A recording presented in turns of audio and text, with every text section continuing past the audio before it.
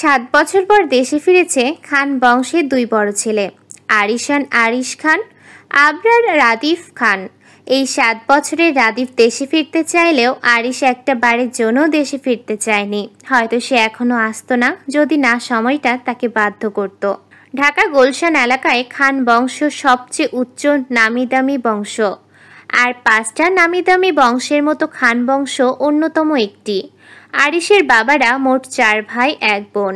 আরিশের বাবা সবার বড়, ওনার নাম সাফওয়ান খান। রাদিফের বাবা মেজো, ওনার নাম মাহমুদ খান। ওনার রাদিফের পাশাপাশি আরও একটা ছেলে আছে, ছেলে আজমান খান আয়ান, বয়স 23, এবার ভার্সিটি 3rd ইয়ারে পড়ে। সেজু চাচ্চু, ওনার নাম সাইফুল খান। ওনার 2 মেয়ে, মেয়ে রোদেলা খান রোদ, বয়স 20, এবার এইচএসসি পরীক্ষা দিয়েছে। আয়েশা খান ফারি, বয়স 18, এবার ইন্টার 1st ইয়ারে। ছোট্ট চাচ্চু, ওনার নাম ইউনুস খান। ওনার 3 মেয়ে, সুমাইয়া খান ইভা, বয়স 19, ভার্সিটি 1st ইয়ার। মরিয়ম খান জুথি, বয়স 17, এবার এসএসসি পরীক্ষা দিচ্ছে। মুনিয়া খান মনি, বয়স 11, ক্লাস 4-এ পড়ে।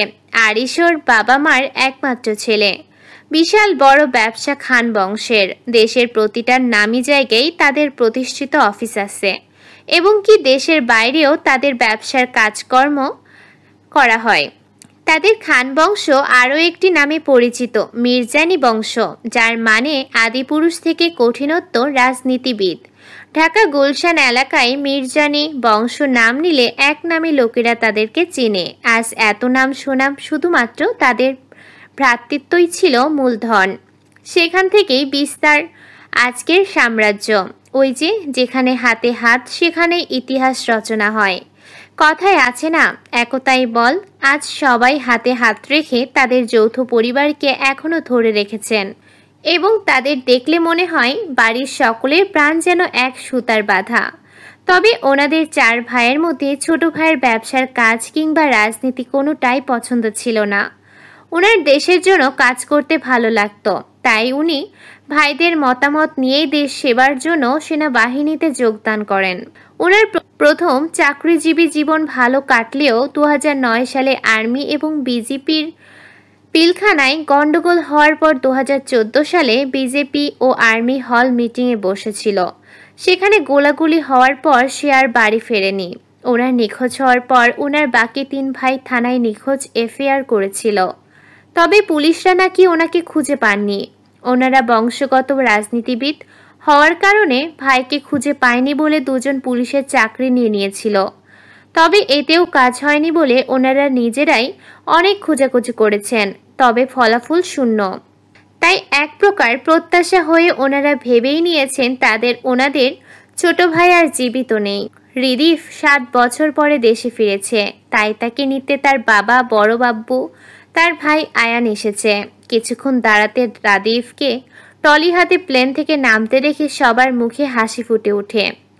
রাদিফকে রিসিভ করতে কিছু পা এগোতেই চোখে পড়ে রাদিফের পাশ ধরে লাকেজ হাতে নেমে আসছে আরিশ। আরিশকে রাদিফের সাথে দেখে সবার চোখ কোঠায় ওঠার উপক্রম। সবার পায়ের কদম যেন ওখানে স্তব্ধ হয়ে যায়। সবাই শুধু অবিশ্বাস্য চোখে তাকিয়ে আছে সামনের দিকে। আরিশের বাবা আরিশকে দেখে আবেগকে ধরে রাখতে না পেরে চোখের পানি ছেড়ে দিয়ে দৌড়ে যায় ছেলের কাছে। ততক্ষণে আয়ান ও প্রাণপ্রিয় বন্ধুর মতো ভাইকে দেখে দৌড়ে গিয়ে আরিশকে হাসি মুখে হাক করে বলে, ভাই তুমি দেশে ফিরেছো? আমার না নিজের চোখে বিশ্বাস হচ্ছে না। অবিশ্বাসের কিছু নেই। আর ছাড়, মেয়েদের মতো একদম গা ঘেঁষাঘেঁষি করবি না। আমি মেয়েদের মতো গা ঘেঁষাঘেঁষি করি না। আয়ান, ওনাকে বলে দে আমার কারো বাড়তি আধিক্যতার প্রয়োজন নেই। সাফওয়ান খান আর কথা বাড়ালেন না। ছেলের যে ওনার প্রতি গভীর রাগ ক্ষোভ জমে আছে সেই বিষয়ে উনি আগে থেকেই অবগত, এবং কি তার ছেলেটা যে কতটা পরিমাণ জেদি তেরা সেটা এই 7 বছরে উনি ভালো করেই বুঝেছেন। তাছাড়া এত বছর পর ছেলেটা নিজ ইচ্ছায় দেশে এসেছে, তাই উনি এখন বাড়তি ঝামেলা চান না। ছেলেটা না হয় কিছুদিন থাকুক, তারপর না হয় মানিয়ে নেওয়া যাবে। তবে আরিশ যে ওনাকে এড়িয়ে চলে এটা উনি বাপ হিসেবে মেনে নিতে পারেন না। দীর্ঘ নিঃশ্বাস ফেলে ছেলের যাওয়ার দিক তাকিয়ে রাদিফদের তাড়া দেয় বাসায় যাওয়ার উদ্দেশ্যে। বাড়ির ছেলে বাড়ি ফিরেছে, তাই মা চাচিদেরও রান্নাঘরে হরেক রকম রান্নার বৈহারি চলছে। কে কোনটা রান্না করে খাওয়াবেন সেটা নিয়ে ব্যস্ত। কিরে, লেবুর শরবতটা কি বানিয়েছিস? হ্যাঁ ভাবি, সব হয়ে গেছে। এখন আমি একটু বসার ঘরের দিকেই যাই। ওনারা নাকি অনেকক্ষণ আগেই এয়ারপোর্ট থেকে রওনা দিয়ে দিয়েছেন। আজ কত বছর ধরে আমার ছেলেটাকে দেখি না। মেজ জায়ের কথা শুনে বুকটা ধুক করে ওঠে ওনার ছেলেটাকেও তো আজ 7টা বছর ধরে দেখেন না। মুহূর্তেই ওনার চিবুক আগুন হয়ে যায়। দাঁত কিরমির করে মনে মনে ভাবে আজ ওনার ছেলেটাও ওনার কাছে থাকতো, ওনারও বুকটা ভরা থাকতো। কিন্তু ওই মেয়েটার জন্য তার ছেলেটা আজ তার থেকে দূরে। সব ওই অপয়া মেয়েটার জন্য। উনি মনে মনে শপথ করেন যে অপয়ার জন্য উনি ওনার ছেলেকে হারিয়েছেন, সেই মেয়েকে উনি কোনো দিনও শান্তিতে থাকতে দিবেন না। ওনার এসব ভাবার মধ্যে সেজ যা মেহজাবিন খান, ছোট যা মোমেনা খানের মুখের খুশির আর্তনাদ ওনার কানে আসেন। রাদিফরা চলে এসেছে। উনিও আর বেশি কিছু ভাবলেন না। শরবতের গ্লাস হাতে নিয়ে বসার ঘরের দিকে গেলেন। দরজায় রাদিফদের পাশাপাশি আরিশকে বাসায় ঢুকতে দেখে সানজিদা খানের হাত থেকে শরবতের গ্লাসটা ঠাস করে ফ্লোরে পড়ে টুকরো টুকরো হয়ে যায়। চোখের সামনে প্রাণপ্রিয় ছেলেকে দেখে ছুটে গিয়ে জড়িয়ে ধরে হাও মাও করে কান্না করে দেন। ওনার বাকি জায়ের মুখের রিয়াকশন প্রায় একই রকম। ওনারা হয়তো এটা আশা করেননি, তাই তারা কিছুক্ষণ সবাই মুখ চাওয়াচাই করে ছুটে যায় আরিশের কাছে। রাদিফও যে এত বছর পর দেশে ফিরেছে সে যেন কারোর মনেই নেই। সবাই ওকে রেখে আরিশকে নিয়ে ব্যস্ত। কেউ শরবত খাওয়াতে ব্যস্ত, কেউ আরিশকে এত বছর দেখে ফিরনি কেন, এত রাগ ক্ষোভ কেন তার এই বাড়ির উপর, সেটা জানতে ব্যস্ত। এসব দেখে রাদিফ কিছুটা বিরক্তি ভঙ্গিমা নিয়ে সোফায় বসে সবার অ্যাটেনশন নেওয়ার জন্য বলল, আম্মু, আমাকে এক গ্লাস লেবুর শরবত দাও, অনেক জার্নি করেছে। ততক্ষণে সবাই আরিশকে রেখে রাদিফের দিকে ঘুরে তাকায়। ওদের আসতে দেখে রোদ দৌড়ে এসে বলে এদিক ওদিক তাকিয়ে দেখে রোদের কথা শুনে ওর আম্মু বলল, এই তো আরিশ, পরে কথা বলবি, আগে যা কিচেন থেকে রাদিফের জন্য লেবুর শরবতটা নিয়ে আয়। রোদ হাসি মুখে মায়ের কথা মতো কিচেন থেকে লেবুর শরবত নিয়ে এসে রাদিফকে দেয়। বসার ঘরে সবার হইচই শুনে ইভা, মনি ও সিঁড়ি বেয়ে নিচে আসে। নিচে এসে আরিশকে দেখে ওদের মুখে হাসি ফুটে ওঠে। মনি দৌড়ে এসে রাদিফের পাশে এসে আহ্লাদি কণ্ঠে বলল, ভাইয়া, আমার জন্য কি গিফট নিয়ে এসেছো? এই তো ছোট আপু, তোমাদের সবার জন্য গিফট নিয়ে এসেছি। সত্যি? তবে সবাই তো তোমরা এখানে, ফারিয়া আর জ্যোতি কই? ফারিয়া আপু তোর রুমেই আছে, আর জ্যোতি আপু পরীক্ষা দিতে গেছে। ও হ্যাঁ, আমি তো ভুলেই গেছিলাম, ওর এক্সাম শুরু হয়েছে। ওর শব্দটা শুনে আরিশ তীক্ষ্ণ দৃষ্টিতে রাদিফের দিকে তাকায়। পরে ওভাবে তাকিয়ে ড্রাভিল মার্কা বাঁকা হাসি দেয়। রাদিফ সবাইকে একে একে সবার জন্য আনা উপহারগুলো সবাইকে দিয়ে দিল। সর্বশেষ বড় একটা বক্স ওর সামনের টেবিলটায় রেখে মোমেনা খানের দিকে তাকিয়ে বলল, মামুনি, এটা জ্যোতির জন্য, ও আসলে এটা দিয়ে দিও। ঠিক আছে, দিয়ে দিব। বিরক্তি ভঙ্গিমা নিয়ে বলেন উনি। ততক্ষণে ফারিও নিচে এসে ওর গিফট বুঝে নেয়। গিফটগুলো হাতে নিয়ে মনি ফারি দৌড়ে আরিশের সামনে গিয়ে বলল, রাদীপ ভাইয়া তো এতগুলো গিফট দিল, তুমি আমাদের জন্য কোনো গিফট আনোনি? আরিশ মমতাময়ী মাকে বুকের কাছে থেকে সরিয়ে মনির গাল দুটো টেনে বলল, আনবো না কেন, আমি সবার জন্য গিফট নিয়ে এসেছি, একটু অপেক্ষা করো, সবার গিফট দিয়ে দিচ্ছে। রাদিফ আরিফের কথা শুনে মুখ ভেঙচি কেটে, আসছি, গিফট আনছি। আমাকে গিফট কিনতে দেখিয়ে গিফট কিনে এখন বাহাদুর সাজছে। আরিশ সবার গিফট সবাইকে বুঝিয়ে দিয়ে রুমে যেতে নিলে ফারি বলে, ভাইয়া, তোমার মৌয়ের জন্য কিছু আনোনি? আরিশ কথাটা শুনল, তবে পিছন ঘুরে তাকালো না। নিজের মতো করে রুমের দিক অন্য একটা টলে নিয়ে হন হন করে চলে গেল। যানজটহীন পরিবেশ, বৈশাখী রৌদ্র গরমের উত্তাপে মানুষ প্রায় অতিষ্ঠ হয়ে গেছে। এত কড়া রোদ, ধুলোবালি, ওরা পরিবেশ মুহূর্তেই কালো মেঘে ঢেকে গেছে। হবে না কেন, বৈশাখ মাস বলতে কথা। ধুম করেই যেন আকাশ জুড়ে কালো মেঘের হাতছানি। কিছুক্ষণ পরেই যেন ধুমছে বৃষ্টি নামবে। হলো তাই। ধুমধুম আকারের সর্বশক্তি নিয়ে যেন বৃষ্টি পৃথিবীর বুকে বর্ষিত হচ্ছে। যুথিও মাত্র পরীক্ষা নিয়ে পরীক্ষার হল থেকে বের হয়েছিল। এত বৃষ্টি দেখে একটা একটা জায়গায় কিছুক্ষণ দাঁড়ায়, তবে 1:30 বেজে যাওয়ার আর দাঁড়ালো না। হয়তো 30 মিনিট লেট হওয়াতে মন্দ শুনতে পারে, তাই বৃষ্টির ভিতর ভিজে ভিজে বাড়িতে আসলো, কারণ আর দেরি করলে বাসায় এসে তাকে 1000টা কথা শুনতে হবে এবং কি মারও খেতে পারে। তাই সব কিছু চিন্তা করে এই সিদ্ধান্ত। বাসায় এসে ভিজে জামা কাপড় তাড়াতাড়ি করে চেঞ্জ করে নেয়। এমনিতেই এই হঠাৎ বৃষ্টিতে এক লাগাত 2 দিন ভেজার কারণে ঠান্ডা লেগে গেছে। আজ আবারও ভিজলো। শরীর ঠিক থাকবে কি না কে জানে। পরীক্ষাগুলো আল্লাহ আল্লাহ করে ভালোভাবে দিতে পারলেই হলো। মানুষের একটা না একটা দিক তো থাকে তাকে সাপোর্ট করার জন্য, কিন্তু যুথির হয়তো সেই কপাল নেই। তাকে সাপোর্ট বা সেবা করার সেই কপাল নেই। তাই সে দীর্ঘ নিঃশ্বাস ছেড়ে বিছানায় গা এলিয়ে দিল। ফারি যুথিকে বাসায় ভিজে আসতে দেখে রুম থেকে দৌড়ে যুথির রুমে এসে হাজির হয়। মৌ, তোকে কতবার বলবো, তোর এখন পরীক্ষা চলছে, বৃষ্টিতে ভিজিস না। এখন তো ঠান্ডা লাগিয়ে বসে আছিস, জ্বর আসলে তোকে কে দেখবে শুনি? তোর পরীক্ষা কে দিবে? ফারি রাগী দৃষ্টি নিয়ে কোমরে হাত দিয়ে কথাগুলো বলল। যদি ফারির কথা শুনে শোয়া থেকে উঠে বসলো। কেউ তাকে ভালো না বাসলেও, ওকে সাপোর্ট না করলেও এই একজন আছে যে ওকে সব সময় সাপোর্ট করে ভালোবাসে। তবে ও একাইটা বললে ভুল হবে। ইভা, সেও যুথিকে ভীষণ ভালোবাসে এবং সব বিষয়ে সাপোর্ট করে। তবে ইভা যুথির আপন বোন হয়েও ওকে যতটা না ভালোবাসে, তার থেকেও ফারি ওকে ঠিক তার থেকেও বেশি ভালোবাসে। তাই আবারও একটা দীর্ঘশ্বাস ছেড়ে বলল, হয়েছে, বাদ দে না, ঠিক হয়ে যাব আমি, আর পরীক্ষাও আমিই দিব। ও হ্যাঁ, তোকে না কতবার বলেছি ওই নামে আমায় ডাকবি না। হ্যাঁ, সেটা তো আমি জানি। আপনাকে কোনো কথা বললে আপনি তো শুনেনি না, তাই আপনাকে বললাম না। যাই হোক, রাদীপ ভাই এসেছেন, সাথে আরিস ভাইয়াও এসেছে বলে রুম থেকে দৌড়ে যেতে নিলে ফারি আবার বলল। যুথির পা দুটো যেন ওখানে থমকে যায়। আরিসের নাম শুনে নিজের কানকে যেন বিশ্বাস করতে পারছে না। তার সমস্ত শরীর শুধু কাঁপছে। তাই কাঁপা কাঁপা কণ্ঠে বলল, তুই আমাকে মিথ্যে বলছিস তাই না? তোর মনে হয় আমি তোকে মিথ্যে বলি? যাই হোক, তুই ফিরলে রাদীপ ভাই তোকে তার সাথে দেখা করতে বলেছে।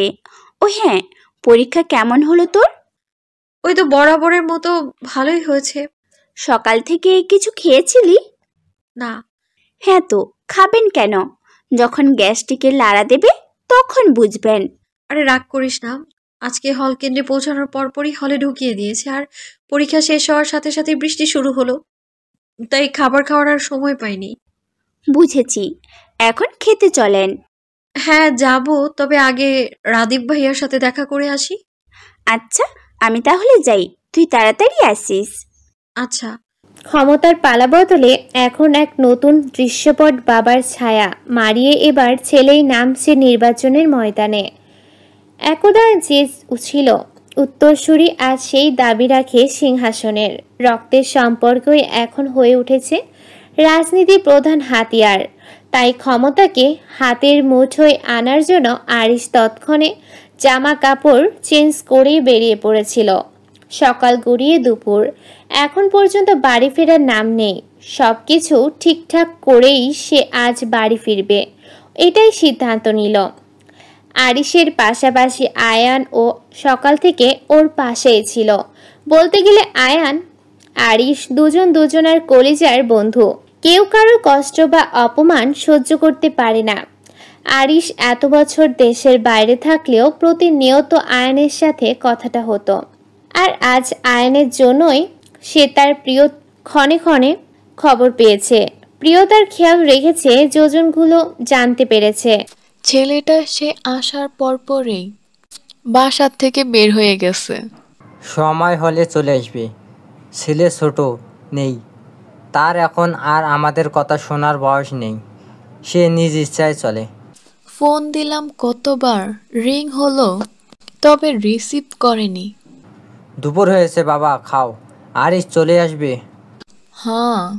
জ্যোতি সুন্দর সাদা রঙের একটা গোল ফ্রক পরে ড্রেসিং টেবিলের সামনে কোমর ছাড়িয়ে লম্বা চুলগুলো সোজা আশ্রে নিল, ফর্সা গালে হালকা ক্রিম মেখে নিল।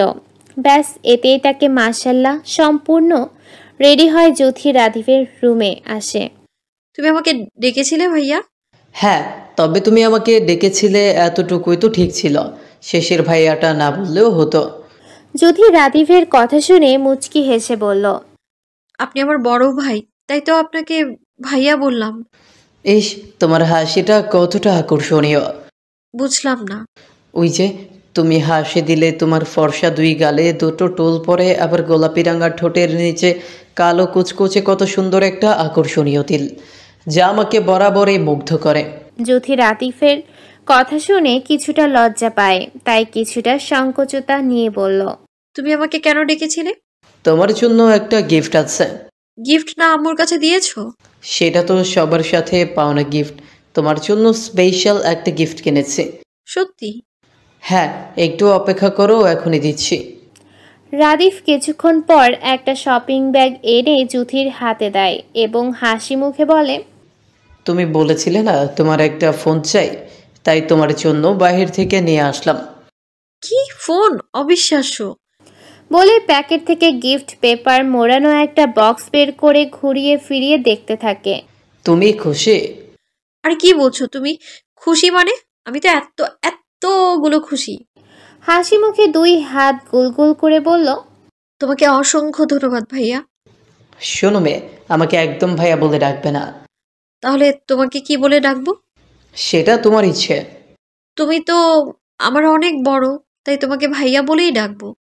বলে চলে যেতে নিলেই রাদীফ পেছন থেকে আবার বলে উঠল, তোমার কালো চুলগুলো অনেক সুন্দর, একদম তোমার মতো। জ্যোতি আর দাঁড়ালো না। এসব তার নিত্যদিনের কারবার। যখন রাদীফ দেশে ছিল না তখন জ্যোতির সাথে সব সময় ভিডিও কলে কথা হতো, আর তখন বিভিন্ন কথা বলে জ্যোতিকে লজ্জা দিত। জ্যোতিও তেমন কিছু মনে করতো না, বড় ভাই মনে করে। টেবিলে খাবার পরিবেশন করে সানজিদা খান সকলকে খেতে আসার জন্য তাগিদ দেন। একে একে বাড়ির সকলেই টেবিলে খেতে বসে যায়। তার কিছুক্ষণ পরেই জ্যোতি সিঁড়ি দিয়ে নামে এসে টেবিলের বসতে নিলে সানজিদা খান বলেন, সবাই খেয়ে নিক, তারপরে থালা বাসন গুলো ধুয়ে তারপর খেতে বসিস। জ্যোতি আর বসলো না, কষ্টও পেল না।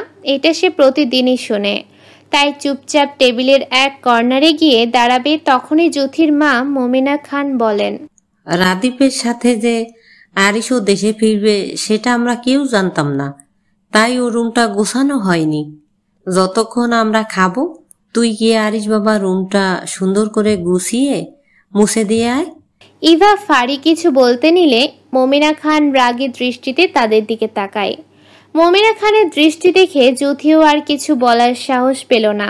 সহসা আরিশের প্রতি মনে একরাশ ভয় নিয়ে রুমের দিক এগিয়ে গেল। আরিশ যেন বাসায় না আসে আল্লাহ আল্লাহ করতে করতে রুমের প্রায় সব কাজ গোছানো শেষ করে সমস্ত শরীর ঘেমে একদম ছুঁই হয়ে গেছে। সাদা জামা হওয়ার কারণে শরীরের অনেকটা জায়গায় স্পষ্ট বোঝা যাচ্ছে। অতিরিক্ত গরমের বিরক্ত হয়ে গায়ের ওড়নাটা বিছানার একটা কোণে রেখে ঘর মোছার জন্য বালতিটা হাতে নিল। ঘর মোছার শেষ পর্যায়ে হুট করে আরিশ হুঙ্কার ছাড়তে রুমের ভিতর প্রবেশ করে। ঠাস করে দরজাটা লাগিয়ে দেয়। ঠাস করে দরজা লাগানোর শব্দ পেয়ে জ্যোতি পুরো শরীর কেঁপে ওঠে। তাড়াতাড়ি করে পেছনে ঘুরে আরিশকে দেখে ওর চোখ ছানা বড়া হয়ে যায়। ওদিকে আরিশেরও সেম অবস্থা। সামনে সেই ফেলে রেখে যাওয়া বাচ্চা মেয়েটাকে চোখের সামনে এত বড় হতে দেখে আরিশ জ্যোতির দিকে তীক্ষ্ণ চোখে খেয়াল করলো। জ্যোতির গায়ে ওড়না নেই, চুলগুলো খোপা করা, শরীরের আকর্ষণীয় অনেক জায়গায় স্পষ্ট বোঝা যাচ্ছে। এটা দেখে আরিশ বাঁকা হাসলো। কালো প্যান্ট, কালো শার্ট, ভেতরে সাদা গেঞ্জি, চুলগুলো সামনের দিক অগোছালো, হাতে ব্র্যান্ড ঘড়ি, গায়ের রং অনেকটা ফর্সা, লম্বা 6 ফিট, সব মিলিয়ে ছোট ধরনের একটা ক্রাশ খায় জ্যোতি। কিছুক্ষণ আরিশের দিকে ড্যাব করে চেয়ে থাকার মধ্যে ওর কানে আসে কঠিন কণ্ঠে বলা কিছু কথা। তোকে আমার রুমে আসার পারমিশন কে দিল? আর তোর সাহসী হলো কিভাবে আমার রুমে আসা? ব্যাস এতটুকু কথাই যথেষ্ট ছিল যুথির ভয়কে বাড়িয়ে দেওয়ার জন্য। তার জন্যই এই বাড়ি ছেড়েছিল আরিশ, তার জন্যই এতটা বছর সে এই বাড়ি ফেরেনি। এখন এতটা বছর পর বাড়ি ফিরে তার উপর রাগ দেখিয়ে যদি আবার চলে যায়, তাহলে বাড়ির প্রতিটা মানুষ এবার বাড়ি থেকে ওকে বিদায় করে দিবে। সেই ভয়ে কিছুটা পিছিয়ে গিয়ে বলল, বিশ্বাস করেন ভাইয়া, আমি আপনার রুমে মোটেও আসতে চাইনি। আম্মু বলল আপনার রুমটা ক্লিন করে দিতে, তাই এসেছি আমি। বয়সের সাথে সবকিছু তো বড় হয়ে গেছে তোর, এখন দেখতে আগের চেয়ে অনেক হট লাগছে। মানে? আরে তুই মানে বুঝতে পারছিস না? কাছে আয়, কে কি বড় হয়ে গেছে ধরে দেখাই, তাহলে বুঝে যাবে। যুথি আরিশের কথা শুনে ব্রু কুচকে নিজের শরীরের দিক ভালোভাবে পর্যবেক্ষণ করে এবার আরিশের কথার মানে কিছুটা হলেও বুঝল। বোঝার সাথে সাথে নাউজুবিল্লাহ পড়ে বিছানার কাছে গিয়ে ওড়নাটা গায়ে ভালোভাবে জড়িয়ে বলল, আপনার রুম পরিষ্কার হয়ে গেছে, এখন আমি যাই। যেতে বলেছি। দুপা সামনে দিতেই আরিশ কথা শুনে পা দুটো থমকে যায় যুথির। ওখানে দাঁড়িয়ে কাপা কাপা কণ্ঠে বলল, থেকে কি করব? আমাকে চুমু খাবি? আস্তাগফিরুল্লাহ, নাউজুবিল্লাহ, এগুলো কি বলছেন আপনি ভাইয়া? বারবার কথা শেষে ভাইয়া ডাক্তার শুনে আরিশের আগে থেকে দাও দাও করে রাগটা যেন আরো জলজল করে ওঠে। তাই তেড়ে গিয়ে যুথি দুই বাহু চেপে ধরে রুক্ষ কণ্ঠে বলল, কোনো ভাই হই না আমি তোর, ভাতার হয়ে, বুঝছিস? আস্তাগফিরুল্লাহ, বিদেশ গিয়ে মনে হয় মাথাটা পাগল হয়ে গেছে। এই লোকের কি সব গাঁজাখুরি কথা বলছে, আবার কত জোরে আমার বাহুটা চেপে ধরেছে। আরিশের থেকে ছাড়া পাওয়ার জন্য মুচড়া মুচড়ি করে কিছু বলতে যাবে তার আগেই আরিশ বলল, অন্যের মুখে প্রশংসা শুনতে খুব ভালো লাগে, তাই না? তাদের থেকে অ্যাটেনশন নিতে ভালো লাগে, হ্যাঁ? তাদের সামনে ঢ্যাং ঢ্যাং করে ঘুরতে খুব ভালো লাগে, তাই না? আর আমার সামনে আসলে তো ছোটবেলা থেকে যত সব নাটক শুরু হয়, তাই না? আজ তোর এই নাটকের শেষ বই আনবো আমি। যুথি জামার দুই সাইড শক্ত করে মুঠ করে ধরে কোনো রকম তোতলাতে তোতলাতে বলল, আমি এমন কি করেছি যে আমাকে দেখার সাথে সাথে আপনি আমার সাথে এমন ব্যবহার করছেন? কি করেছিস, তাই না? আজ বোঝাচ্ছে কি করেছিস। এভাবে হাতটা কেন পাচ্ছেন? ব্যথা পাচ্ছি তো আমি। ব্যথা পা গিয়ে তুই আজ সারা রাত এভাবেই থাকবি। ভাইয়া দোহাই লাগে আপনার, পরশু আমার পরীক্ষা আছে, আমাকে এইভাবে আটকে রাখবেন না ভাই। আমি পড়তে পারবো না, পরীক্ষা ভালো হবে না, প্লিজ যেতে দিন আমায়। বিশ্বাস করুন, মরে গেলেও এই রুমে আর পা রাখবো না আমি, কোনোদিনও না। যুথি বলে জোরে জোরে কান্না করে। এই রুমেই তোর শুরু, এই রুমেই তোর শেষ। গোধূলি শেষ বিকেলের তেজবিহীন সূর্য ডুবে গিয়ে সে অনেকক্ষণ আগেই পৃথিবীর বুকে অন্ধকার নিয়ে এসেছে। শুধু শহরের চারদিক থেকে যানজটের আওয়াজ ভেসে আসছে। আরিশ যুথিকে তখন খাটের সাথে ওভাবে বেঁধে রেখে দরজা বাহির থেকে তালাবদ্ধ করে রেখে গেছে। যুথি অনেকবার হাত খোলার চেষ্টা করেছে, কিন্তু অতিরিক্ত টাইট হওয়ার জন্য খুলতে পারেনি। এক সময় সকাল থেকে না খাওয়া অতিরিক্ত কান্নার ফলে দুর্বলতা রেশ ধরে ঘুমিয়ে যায়। বাবার কথা মতো রাদিফও তখন খাবার খেয়ে পারিবারিক ব্যবসার দেখভাল করতে গেছে। কারণ আরিশ সাফ সাফ বলে দিয়েছে সে কোনো ব্যবসার কাজ সামলাতে পারবে না, সে রাজনীতি করবে। বাড়ির কেউ আর তাকে ব্যবসা সামলাতে জোর করবে না, কারণ আরিশ যা বলে তার বিরুদ্ধে গেলে সে আবারও সব কিছু ফেলে রেখে চলে যাবে। তাই ওনারা ছেলের কাজে চুপ থাকেন। ছেলে যা করে শান্তি পাচ্ছেন পাক না। সাফওয়ান খান তো আর ছেলের নামে কম টাকা রাখেননি, যা রেখেছে তা অর্ধেকের অর্ধেক আরিশের খরচে লাগবে না। তবে বংশের বড় ছেলে বলছে ব্যবসা করবে না, জিনিসটা সাফওয়ান খান একদম মেনে নিতে পারেন না। আয়ান ও আরিশের মতো রাজনীতি করবে বলে পরিবারকে জানায়। বাকি থাকে রাদিফ। এখন সেও যদি তাদের মতো রাজনীতি করতে চায়, রাজনীতিতে জড়িয়ে যায়, তাহলে ওনাদের ব্যবসা একদম রসাতলে যাবে। তাই সাফওয়ান খান ও মাহমুদ খান রাদিফকে আগে বাগে ব্যবসার কাজ বুঝিয়ে দেয়, যাতে ওদের মতো অন্য রাজনীতিতে জড়িয়ে পড়ে। এই বিষয়ে আরিশ ও আয়ান তেমন মাথা ঘামায় না, কারণ আরিশের পারিবারিক ব্যবসা বাদেও নিজের আলাদা ব্যবসা আছে। সেটাও বাহিরে থাকাকালীন ওখানে বসে পরিচালনা করেছে। তার পাশাপাশি আয়ান দেশে বসে আরিশকে সাহায্য করেছে। দুই ভাই মিলে ঠুনকো ব্যবসাকে আজ উচ্চ সীমায় নিয়ে গেছে। যে আরিশের দ্বারা কোনো কিছু হওয়া সম্ভব ছিল না, যে শুধু বুঝতো মারামারি ভাঙচুর করা ক্ষমতা খেলা, সে আরিশ আজ পরিবারের কাছে নিজেকে যোগ্য প্রমাণ করেছে। সে চাইলে আল্লাহর রহমতে সব পারে, সেটা তার পরিবারকে সে দেখিয়ে দিয়েছে। আরিশ ভাই সেই সকালে এসে একবারে বেরোলো, এখন আবার বাইরে এসেছো। বনু, মানে তোমার মৌয়ের সাথে দেখা করেছিলে? আরিশের ততক্ষণে স্মরণে আসে ততক্ষণ সময় তার মৌকে বেঁধে আসার কথা। এটা মনে আসতেই বসা থেকে দাঁড়িয়ে জোরে জোরে হাত দিয়ে মাথায় বাড়ি দিয়ে শীত বলে গম্ভীর কণ্ঠে দাঁত কিরমির করে বলল, ওই নারী আমাকে কোনোদিনও শান্তিতে থাকতে দেবে না, কাছেও যেতে দেবে না। ওই নারী কি তো আমি? এইটুকু বলে বাড়ি যাওয়ার জন্য বাইকে উঠে সবার উদ্দেশ্যে বলল, আমি গেলাম আমার বউ ওরফে হাফ ফুটের সাথে রোমান্স করতে।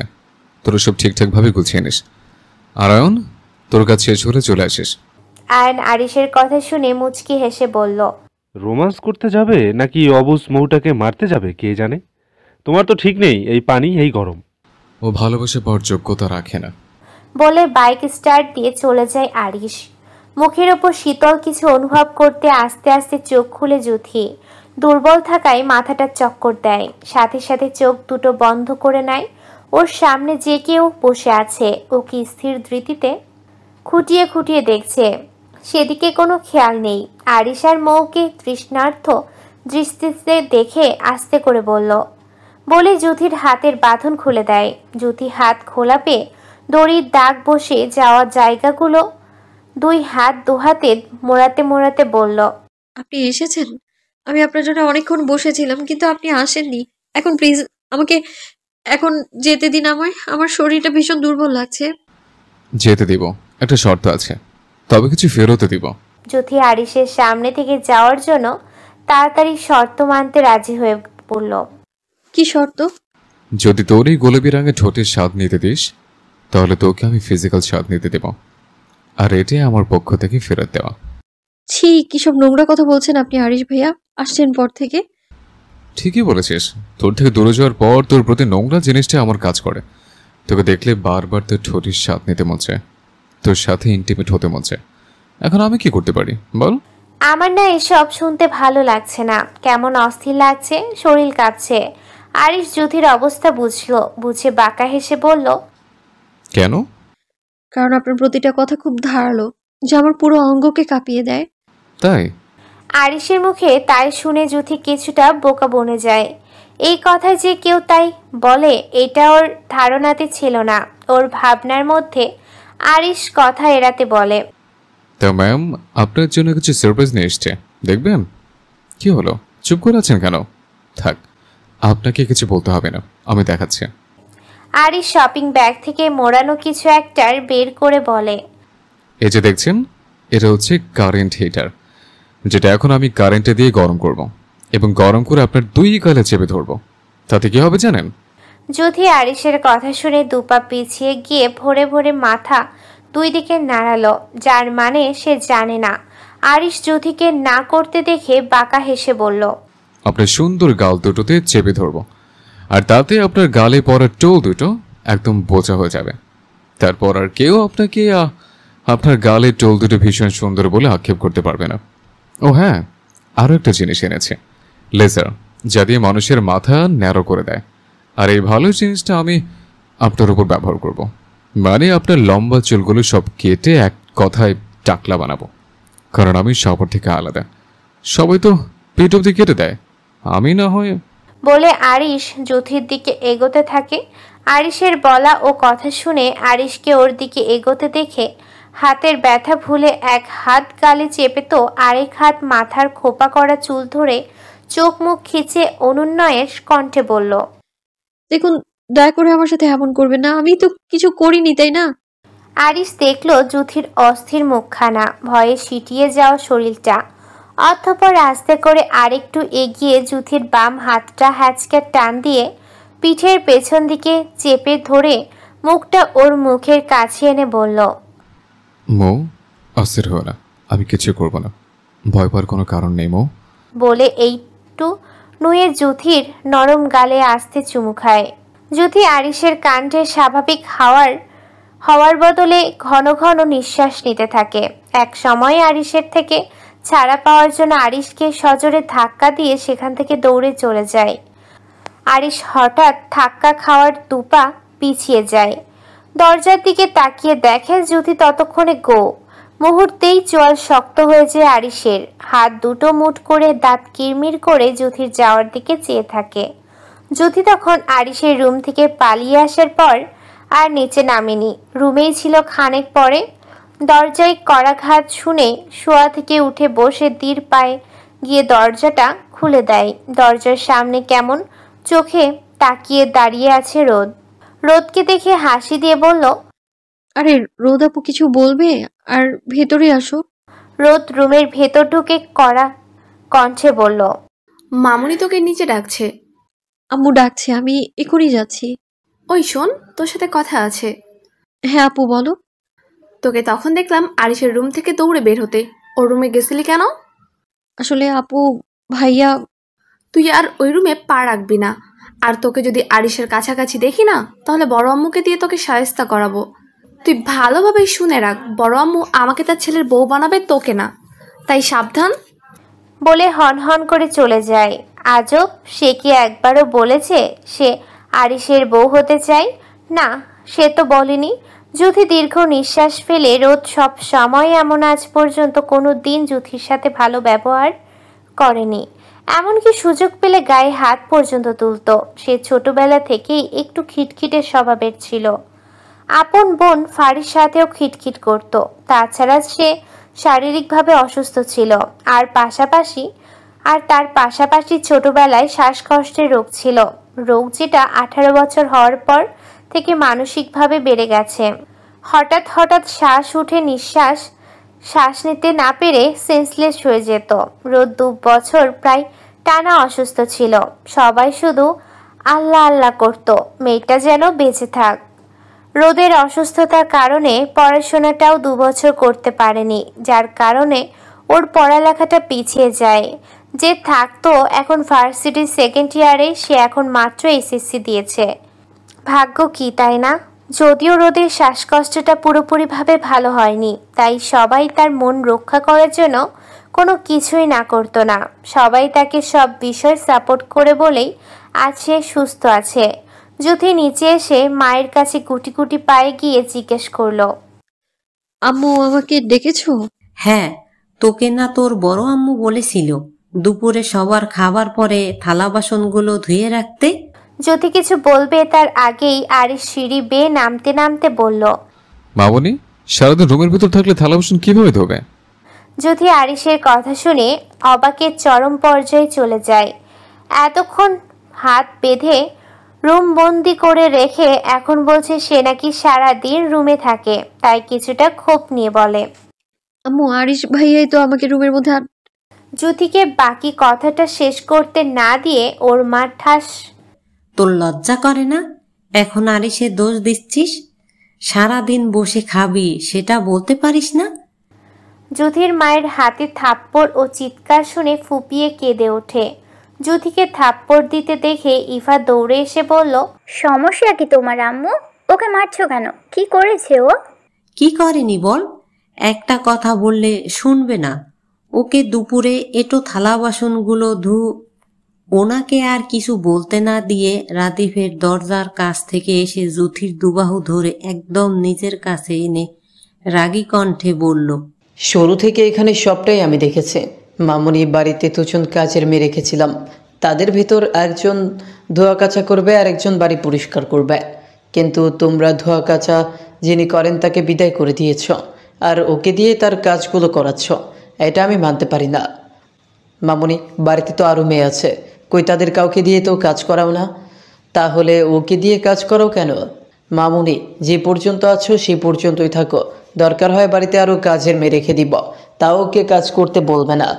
বলে জ্যোতিকে উপরে যেতে বলে। সেও হন হন করে রুমের দিকে চলে যায়।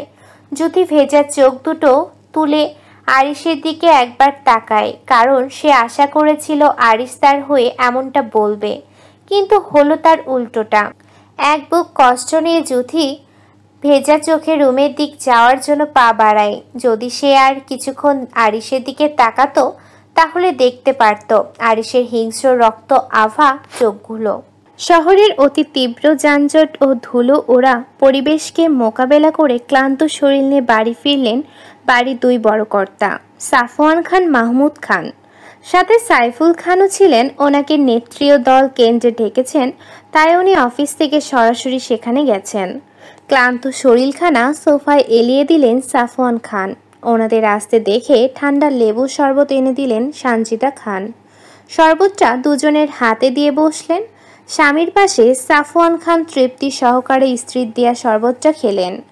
অতঃপর কিছু একটা ভেবে দীর্ঘ নিঃশ্বাস ফেলে স্ত্রীকে জিজ্ঞেস করলেন, ছেলেটা সেই 2 দিন আগে বাড়ি ফিরলো, ওই একটু দেখার পর আর তাকে দেখলাম না। এখন পর্যন্ত একটা কথাই আমার সাথে বলেনি, কই সে?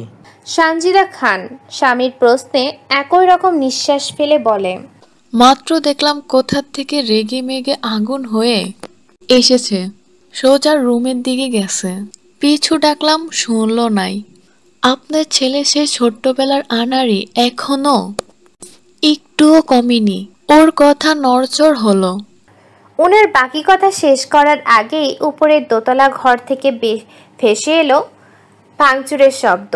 বুঝতে বাকি থাকে না এইসব ভাঙচুর ওনার ছেলে আরিশ করছে। আবারও জিনিসপত্র ভাঙার শব্দ পেয়ে ছুটে যায় আরিশের রুমের দিকে। গিয়ে দেখে রুমের অবস্থা ছন্ন বিচ্ছন্ন। ছেলের হাত কেটে ফ্লোরে রক্ত ঝরছে। টাইস করা ফ্লোরে রক্তটা যেন বেশি গাঢ় মনে হচ্ছে। সানজিদা খানের বুকটা ধুক করে ওঠে। দৌড়ে ছেলেকে শান্ত করার জন্য আহাজারি কান্না জড়িত কণ্ঠে বলল, আমার সোনা, কি হয়েছে বাবা, বল। এমন করছিস কেন? হাতটা কেটে কি হয়েছে দেখি। শান্ত হ বাবা, কি হয়েছে মাকে বলো। আমার তোমাদের কাউকে বলার প্রয়োজন নেই আম্মু। তোমাদের সবাইকে আমার চেনা জানা শোনা আছে। তোমরা কে কতটা আমাকে ভালোবাসো সেটা আমার জানা, তাই দয়া করে আমাকে একটু একা থাকতে দাও। ছেলের আবারও আগের মতো পাগলামি দেখে সাফওয়ান খান কাছে যেতে যেতে বলেন, বাপ, আমার কি হয়েছে আমাদের বল, আমরা সব ঠিকঠাক করে দেব। সাফওয়ান খানকে ওর দিকে এগোতে দেখে তেতে ওঠার রাগটা যেন আরও চেতে উঠেছে। তাই জোরে জোরে হুঙ্কার ছেড়ে বলল, মা, এ লোককে আমার রুম থেকে বের হতে বলো। আর নয়তো যদি এবার আমি আবার চলে যাই, বিশ্বাস করো কোনো দিন আর এই বাড়িতে পা রাখবো না। আরিশ, সে তোমার বাবা হয়, তুমি তার সাথে এমনভাবে কথা বলছো কেন? দেখো মা, যেটা আমার সেটা একান্তই আমার। সেটা নিয়ে টানা হেঁচড়া করা আমার মোটেও পছন্দ না। আর তোমরা বারবার সেটাই করছো। কি করেছি আমরা? হ্যাঁ বলো, কি করেছি আমরা? তুমি এখন যেটা চাও আমরাই সেটা দেওয়ার চেষ্টা করেছি, তোমার মন রক্ষা করার চেষ্টা করেছি।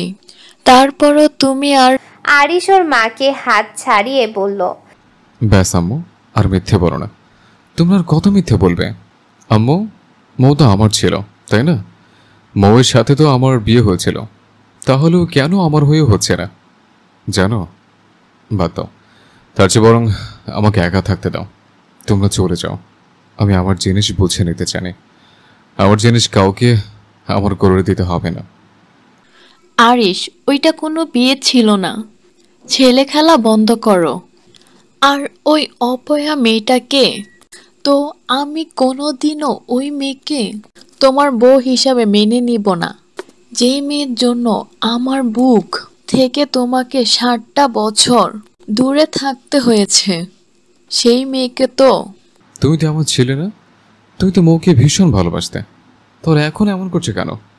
সে এখন যেমনই করে তোমাদের মানতে হবে। তোমরা আমার রুম থেকে বেরিয়ে যাও। হ্যাঁ আম্মু, আমি কোনো নায়ক হতে চাই না যে আমার ফ্যামিলি কিংবা পরিস্থিতির চাপে পুরো প্রিয় মানুষকে ছেড়ে দেব। আমি আমার লাইফে ভিলেন হতে চাই। প্রিয় মানুষের ক্ষেত্রে কোনো প্রিয় মানুষের ক্ষেত্রে নো কম্প্রোমাইজ। আমি সমাজ পরিবার মানুষকে বুঝি না, আমি আমার প্রিয় মানুষটাকে ছিনিয়ে নিতে বুঝি। জানো তো আম্মু, লাইফে নায়ক নয়, ভিলেন প্রয়োজন, তাহলে জীবনটা সুখের হবে। সাফওয়ান খান এতক্ষণ মা ছেলের মধ্যে কথা চুপচাপ দাঁড়িয়ে শুনছিলেন। ছেলে আর তার সেই ছোট ছেলে নেই, তার সব কিছু চেঞ্জ হয়ে গেছে। শুধু চেঞ্জ হয়নি রাগ, ইগো, ক্ষোভ, জেদ। আর সেখান থেকেই সেই 7 বছর হয়ে গেল।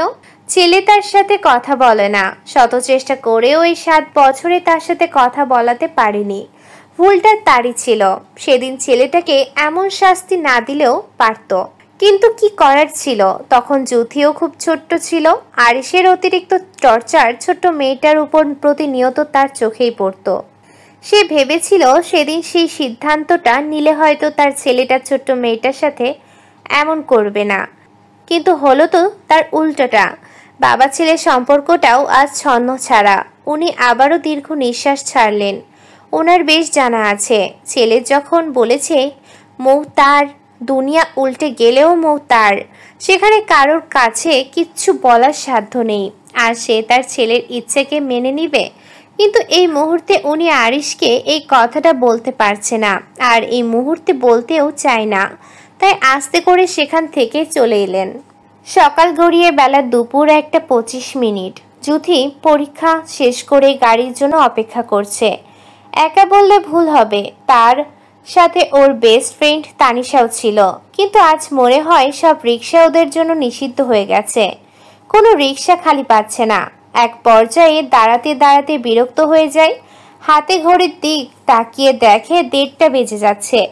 মনে ভয়ের রেশ আছে। সামনের মোড়ের রাস্তাটা একদম ভালো না। দুপুরবেলায় মেয়েদের একলা পেলেই টিস করে, সেটা প্রথম পরীক্ষার দিনই সে টের পেয়েছিল।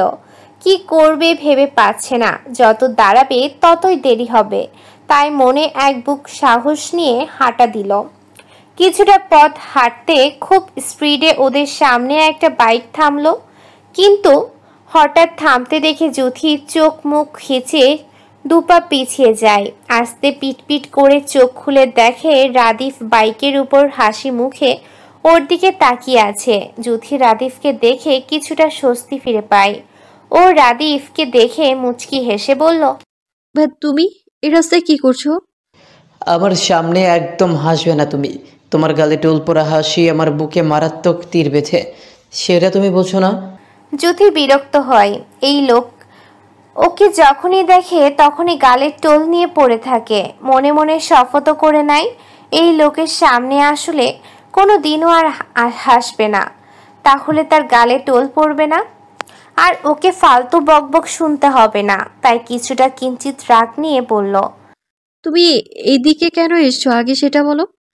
টোলওয়ালি একা একা বাড়ি যাবে, তাই তো তাকে নিতে এলাম। তুমি আমাকে নিতে এসেছো? না, আপনাকে নয়, আপনার আশেপাশে মানুষকে নিতে এসেছে। জ্যোতি বুঝলো এখন রাদিফ কথাটা মজা করেই বলেছে। তাই ও রাদিফকে আর কিছু বলল না। আস্তে করে রাদিফের বাইকের পিছে উঠে ঘাড় ঘুরিয়ে তানিশার দিকে তাকিয়ে বলল, কিরে তুই কি দাঁড়িয়ে থাকবি নাকি আমাদের সাথে যাবি? যাব, কিন্তু তোদের সাথে না। আসলে আমার একটা কল এসেছে, ও আমাকে এক্ষুনি নিতে আসবে। ও না আসলে তোদের সাথে যেতাম। তুই বরং চলে যা। কে আসবে? আমাকে তো তখন বললি না। বাড়ি গিয়ে রাফির ফোন থেকে কল দিস, তখন বলবো নি। এখন তাড়াতাড়ি যা। রাদিফ এতক্ষণে তানিশার দিকে তাকালো। তাকিয়েই কিছুটা অবাক হলো। ভালো করে তাকিয়ে দেখে তানিশা নামের মেয়েটি একদম জ্যোতির কপিক্যাট। ফর্সা চেহারা, চোখ, নাক, ঠোঁট, এমনকি ঠোঁটের নিচে তিল, সাথে গালে পড়া টোল, সবকিছু খেয়াল করে রাদিফ অবাক কণ্ঠে বলে, কি একটা কোইন্সিডেন্ট বিষয়। তোমরা দুজনের কত মিল। হঠাৎ করে কেউ দেখলে বলতেই পারবে না তোমরা আপন বোন না। সবাই এক বাক্যে উপাধি দিবে তোমরা যমজ বোন। আমরা বোনের থেকেও বেশি কিছু হই ভাইয়া। আর না হয়তো দেখেন আমাদের মধ্যে কি এত মিল থাকার কথা, তাই না রে জুথু? একদম। ওদের কথা শুনে রাদিফও মুচকি হাসলো। বাইক স্টার্ট দিতে দিতে বলল, আমাদের বাড়িতে এসো। অবশ্যই ভাইয়া। জ্যোতি যাওয়ার আগে তানিশাকে বলে, এই শোন, আমি বাড়ি গিয়ে ফারির নয় আমার ফোন দিয়ে তোকে কল দিব নে, ওকে? তুই ফোন পাবি, তুই ফকির নেই। ও তোকেও তো একটা কথা বলা হয়নি। আমিও বাড়ি গিয়ে ফোনে বলবো নে। হ্যাঁ, এখন যাই। যা। রাদিফ জ্যোতি তানিশাকে বিদায় দিয়ে ওখান থেকে চলে আসে। ওদের চলে যেতে দেখে তানিশা ও গুটি গুটি পায়ে রাস্তা ধরে হাঁটতে থাকে। কিছু দূর যাওয়ার পরে হাফিজকে হাসি মুখে ওর দিকে হাসতে দেখে ও মুচকি হেসে আরো এগিয়ে যায়। দুজন একদম কাছাকাছি দাঁড়িয়ে দুজন দুজনাকে আরো একটা হাসি উপহার দেয়। অতঃপর হাফিজ ওর পেছন থেকে হাত টেনে এনে তানিশাকে দিয়ে বলল, এই পোলাটা আমার কিউট পরীর জন্য। তানিশা মুচকি হেসে ফুলটা হাতে নিল, ঘুরে ফিরে দেখে হালকা ঘ্রাণ নিয়ে বলল, তোমাকে অনেক ধন্যবাদ। তোমার পরীক্ষা কেমন হয়েছে? আলহামদুলিল্লাহ, ভালোই হয়েছে। আন্টি ভাই বোনেরা কেমন আছেন? তারা ভালো আছে। তোমার বাসায় সবাই কেমন আছে? এই তো ভালো আছি। চলো সামনের দিঘির পাড়ে গিয়ে বসি, ওখানে শস্য বাতাস বয়, কথা বলতে বলতে ভালো লাগবে। ওরা দুজন কিছুটা সামনের দিকে এগোতেই তানিশার চোখে পড়ে আয়ান ওর দল বল নিয়ে এক একজন বাইকের উপর বসে আছে। ব্যাস হয়ে গেল। তানিশা কাচুমাচু করে ঘন ঘন নিঃশ্বাস ফেলতে লাগলো, মনে মনে আল্লাহ আল্লাহ করে গলা শুকিয়ে ডাকতে লাগলো, এই বান্দা এখানে কি করে? আজ আবার না কোনো গন্ডগোল করে। আল্লাহ তুমি বাঁচিয়ে নাও। ওর মনে মনে বিড়বিড় করার ভেতরে আয়ান ওর একেবারে কাছে এসে হাফিজের দিক সরু চোখে তাকায়, অতঃপর দাড়িটা একটু চুলকিয়ে বলল, তুই কে রে? তোকে তো আগে কখনো দেখিনি। আয়ান ওকে না চিনলেও হাফিজ আয়ানকে ঠিকই চিনল। আর চেনারই কথা, পুরো ঢাকা শহরে তাদের দুই ভাইয়ের ইলেকশনের পোস্টার লাগানো। তাছাড়া তাদের কম বেশি তো সবাই চেনে, সেই সূত্রে হাফিজেরও চেনা। তাই হাফিজ কিছুটা বিনয়ের সুরে বলল, আরে ভাই আপনি কেমন আছেন? ভাই আপনি চেনো আমাকে? কি বলছেন ভাই? আপনাকে চিনবো না? দেখো, তুমি আমাকে চেনো, কিন্তু তোমার পাশের জন আমাকে চেনে না।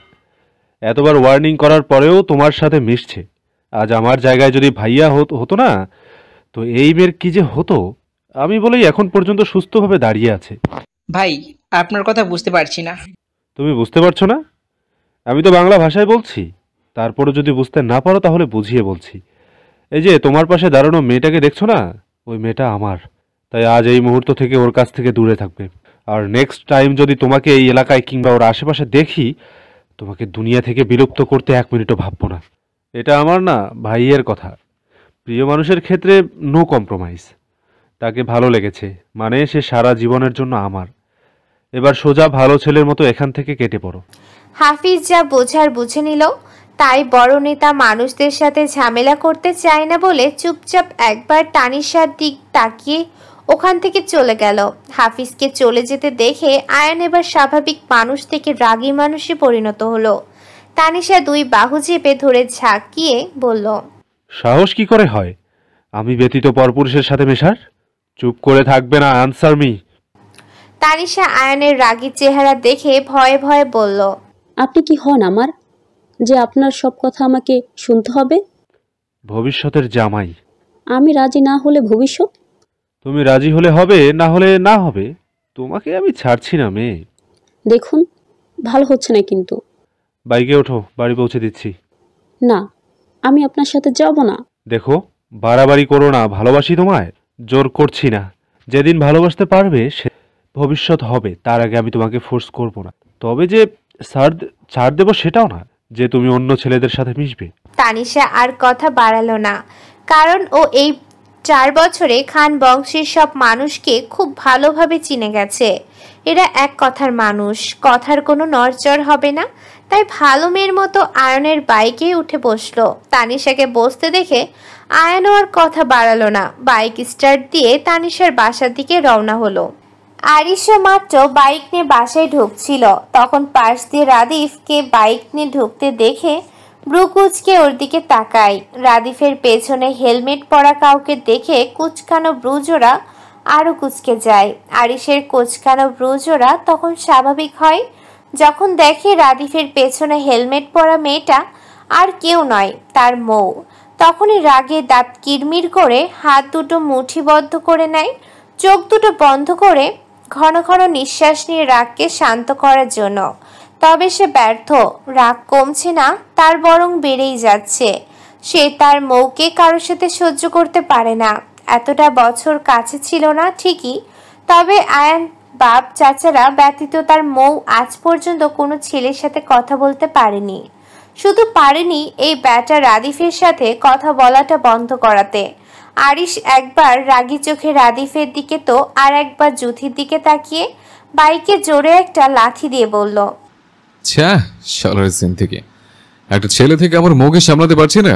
মরতে চাচ্ছে দুটোকে মেরে আমি নিচেও মরি। আজ খালি তুই ভিতরে আয়, তোর সঠিক ব্যবস্থায় নেব। প্রতিদিনের মতো আজও সন্ধ্যা হওয়ার প্রায় 1-1.5 ঘন্টা আগে ফারি, জুথি ছাদে এসে আড্ডা দিচ্ছে। সারাদিন কেমন কাটলো সেই নিয়ে আলোচনা। অনেকক্ষণ আড্ডা দেওয়ার পরে হঠাৎ করে জুথির মনে কিছু আসতেই তাড়াতাড়ি করে উঠে বলল, ফারি রে, তুই বস, আমি এক্ষুনি আসছি।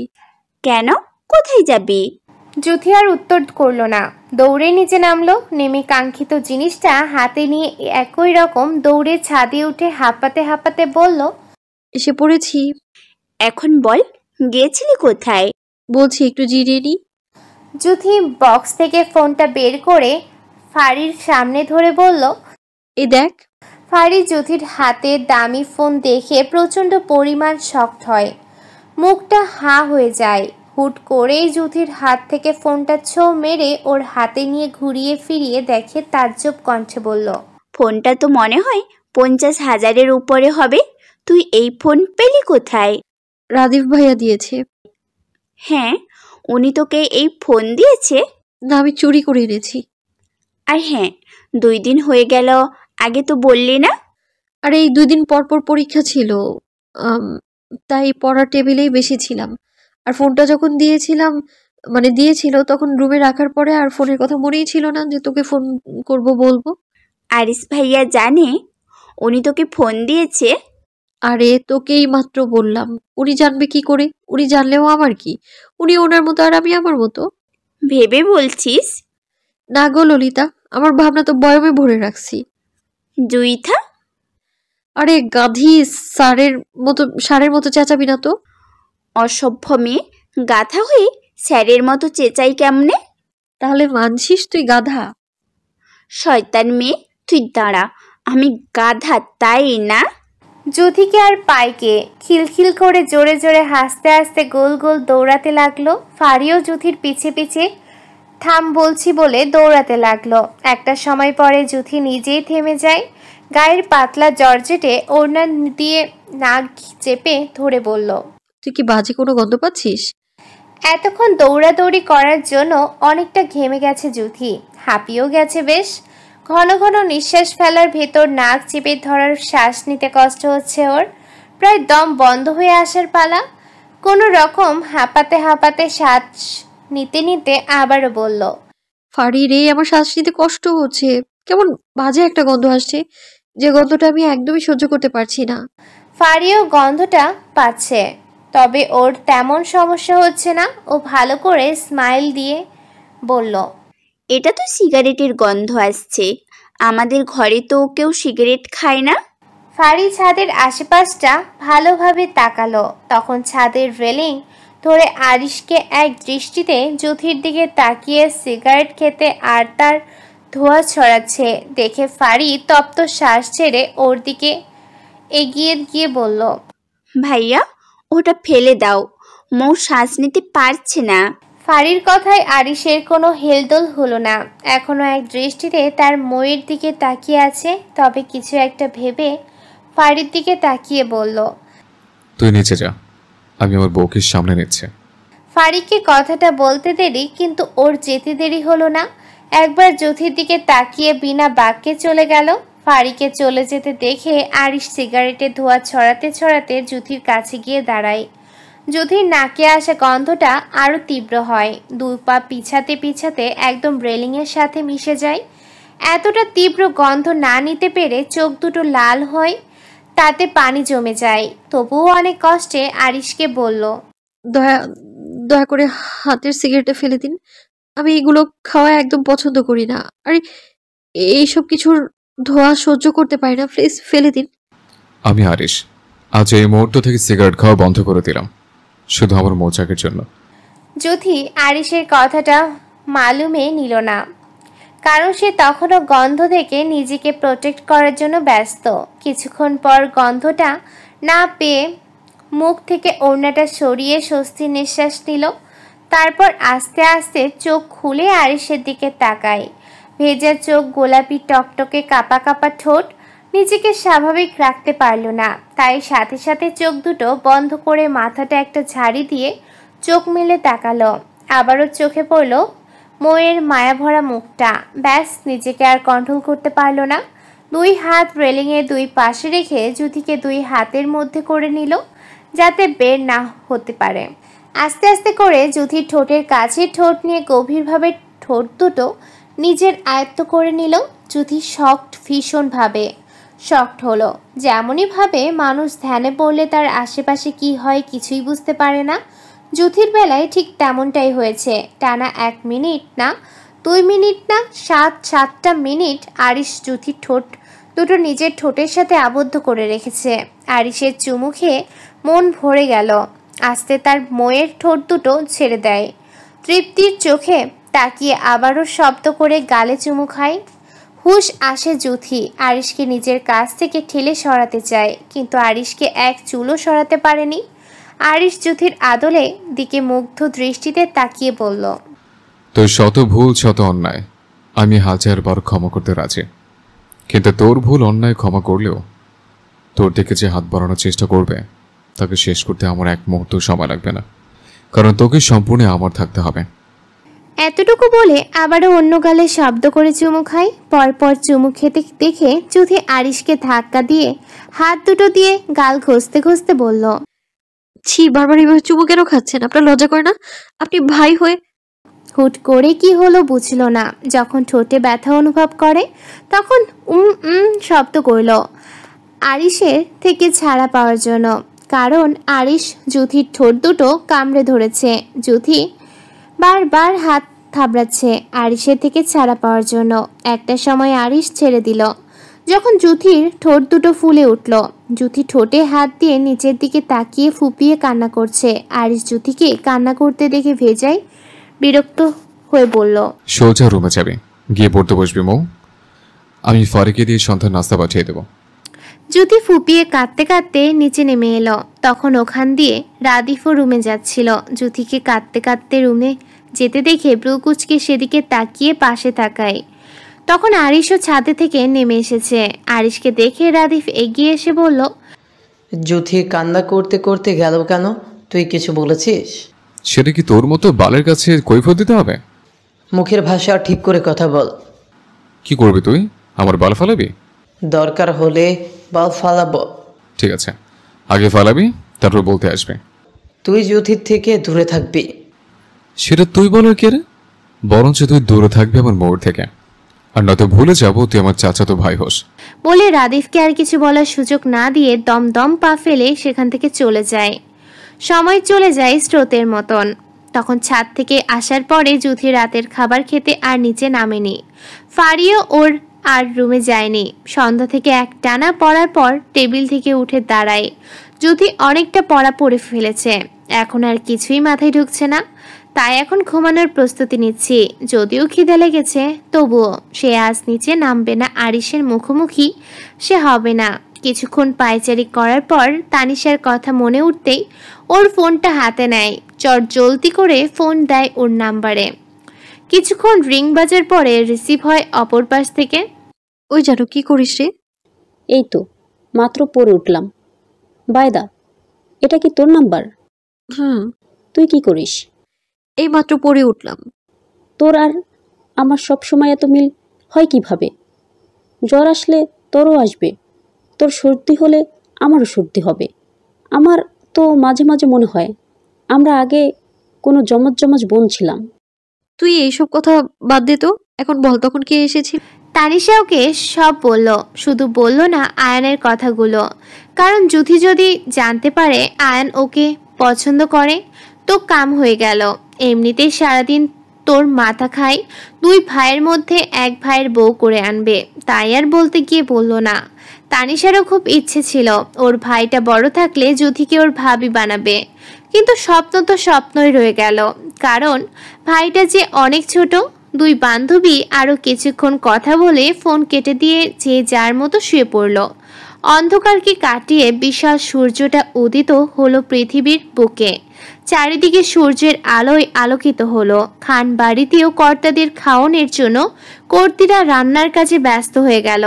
এমন সময় আরিশ ফুল রেডি হয়ে আয়নকে নিয়ে বাসা থেকে বের হতে নিলে সানজিদা খান দৌড়ে এসে বললেন, আরিশ বাবা, তুমি কিছু খাবে না? আর এত সকালে তুমি কোথায় বের হচ্ছ? ইলেকশন নিয়ে একটু ঝামেলা আছে, সেখানে যাচ্ছে। খাবার খেয়ে যাও। না আম্মু, এখন খাওয়ার সময় পাবো না, বাইরে গিয়ে খেয়ে নেব।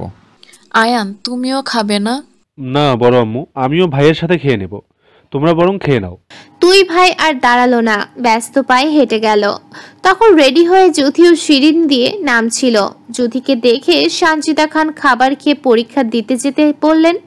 যুথি আজ ভীষণ অবাক হচ্ছে, কত বছর হয়ে গেল তার বড় আম্মু তার সাথে হাসি দিয়ে কথা বলে না, আজ কত সুন্দর করে বলল। যুথিও দৌড়ে বড় মা যেই জায়গায় দাঁড়ানো সেখান থেকে একটা চেয়ার টেনে খেতে বসে বলল, দাও বড় আম্মু, খেতে দাও। সানজিদা খান বিরক্ত হলেন আর তার রেস ধরেই বললেন, যেটা খাবি ওইখানে রাখা আছে, নিয়ে নে। অতি জ্যাম হওয়াতে সামনের গাড়িগুলো একে একে আটকে আছে, সবাই বিরক্ত বেশ। কিছুক্ষণ পরে জানা গেল সামনের রাস্তা আটকানো, সেখানে নাকি দুই পক্ষের মারামারি হচ্ছে এমপি ইলেকশন নিয়ে। সাধারণ অনেক মানুষ এটা শুনে ভয় পেয়ে যায়, সামনে এগানোর সাহস পেয়ে কেউ হলো না। গাড়ি নিয়ে চলে যাওয়ার সুযোগ হচ্ছে না, তাই যে যার গাড়ির ভেতর চুপচাপ সামনে কি হচ্ছে তার তামাশা দেখে যাচ্ছে। এক সময় মারামারি থেকে তীব্র ঠাস ঠাস শব্দ শোনা যায়। এটা কোনো সাধারণ শব্দ নয়, গুলির শব্দ। ওখানে থাকা প্রায় মানুষই দোকানপাট বন্ধ করে যে যার বাড়ির উদ্দেশ্যে জীবন বাঁচানোর জন্য চলে যায়। প্রায় অনেক মানুষ চলে যাওয়াতে জায়গাটা পুরো জনশূন্য হয়। তখন গাড়ির জিকির উপর উঠে পায়ের উপর পা তুলে আরিশ বলল, এত বছরও আমাকে চিনলি না, সোজা আমার সাথে পাঙ্গা নিতে চলে আসলে? বিরোধী দলের নেতৃত্বের ছেলে আমান শিকদার বলল, দেখ আরিশ খান, তুই এত বছর দেশে ছিলি না, তাই আমাদের সম্বন্ধে তোর আইডিয়া নেই। এইবার ইলেকশনে আমরাই বিজয় হব, আর এতে কোনো বাধা আসলে তোকে। ওর বাকি কথা শেষ করতে না দিয়ে আরিশ গাড়ির ডেকের উপর দুপা উঠিয়ে আসন দিয়ে বসে বলল, তা আমি তো এত বছর দেশে ছিলাম না, তখন কেন তোর এমপি হলি না? তখন হতে পারেনি, হয়নি, এখন হব।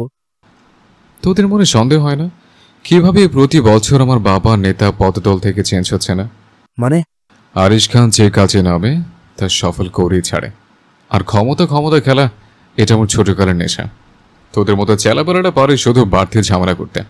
আরিশ খান, তুই কি আমাদের ভয় দেখাতে চাচ্ছিস? তোর কি মনে হয় শুধু ভয়? তাহলে কি তোদের নিয়ে আসে এতগুলো মানুষ করিয়ে দিতাম?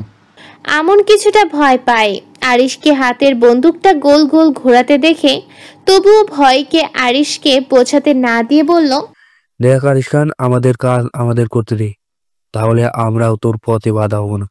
তুই এবার এমপি হবি। শুয়োরের বাচ্চা, নারীদের ব্যবসা করবি তা আমাদের খেতাব নিয়ে, আবার সেটা আমাকে জিজ্ঞেস করছিস? তোর চিফ টেনে এখনো যা ছেড়ে ফেলেনি সেটা তোর 7 পুরুষের কপাল।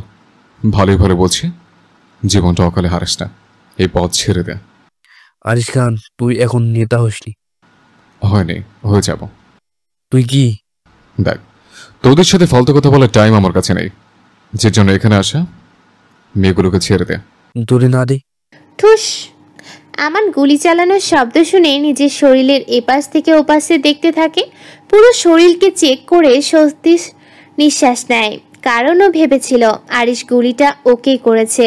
তাই ভয়ে ভয়ে চোখ দুটো কোনো রকম আরিশের দিক করে বলল, মেয়েগুলোকে ছেড়ে দিচ্ছি, কিন্তু তোকে আমি দেখে নিব। যা, দেখার পর যদি আরিশ খানের বালে দৌড়ে দিতে পারিস তাহলে দিস। এখন চোখের সামনে থেকে ফট, আর নয়তো এবার গুলিটা মিস হবে না, ডাইরেক্ট তোর বুকে কাঁদবে। আমান একে একে মেয়েগুলোকে আরিশের গাড়িতে তুলে দেয়। তখন রাস্তাটা অনেকটা খালি থাকায় রিক্সা করে যুথি তানিশা পরীক্ষা শেষ করে বাসায় আসছিল। তখন ওখানে এক জায়গায় অনেক মানুষকে দেখে রিক্সা থামিয়ে যুথি যায় ওখানে কি হচ্ছে দেখার জন্য। গিয়ে চোখে পড়ে আরিশ পিস্তল হাতে গাড়ির ডিকির উপর বসে আছে। এটা দেখে আশেপাশটা আরেকটু তাকিয়ে দেখলো। অনেক লোককে দেখে মনে মনে এটা ভাবে বজ্জাত আরিশটা আবার কি কাণ্ড ঘটালো। তাই কৌতূহল নিয়ে ছুটে আরিশের সামনে গিয়ে কোমরে হাত দিয়ে বলল, এই যে আপনি এখানে কি করছেন, আর আপনার হাতে কি এটা? আরিশ যুথিকে এই স্থানে মোটেও আশা করেনি। একবার যুথির দিকে তাকিয়ে বড় মুহূর্তে মাথাটা কাত করে আমানকে দেখলো। শকুনের দৃষ্টি নিয়ে ওদের দিক তাকিয়ে আছে।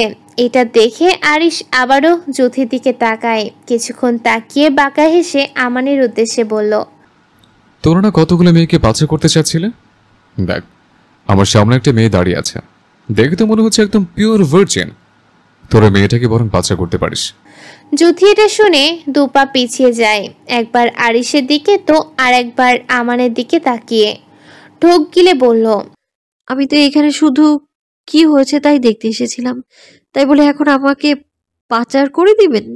মুখটা ছোট করে। আমান জ্যোতির দিকে তাকিয়ে কিছু বোঝার চেষ্টা করলো, আসলে মেয়েটার সাথে আরিশের কোনো সম্পর্ক আছে কি না। তাই আরেকটু বিষয়টা বোঝার জন্য ওদের দিকে এগিয়ে গিয়ে বলল, ঠিক আছে আরিশ খান, কোনো মেয়েকে নিজে থেকে পাচার করার কথা বলছে, ফিরিয়ে দেই কিভাবে? জ্যোতি আরেকটু আরিশের কাছে এগিয়ে গিয়ে ভয়ে ভয়ে বলতে নিল, ভাই আমি আপনি মারলেন আমায়? দুই চোখ থেকে টপ টপ পানি গড়িয়ে পড়ছে।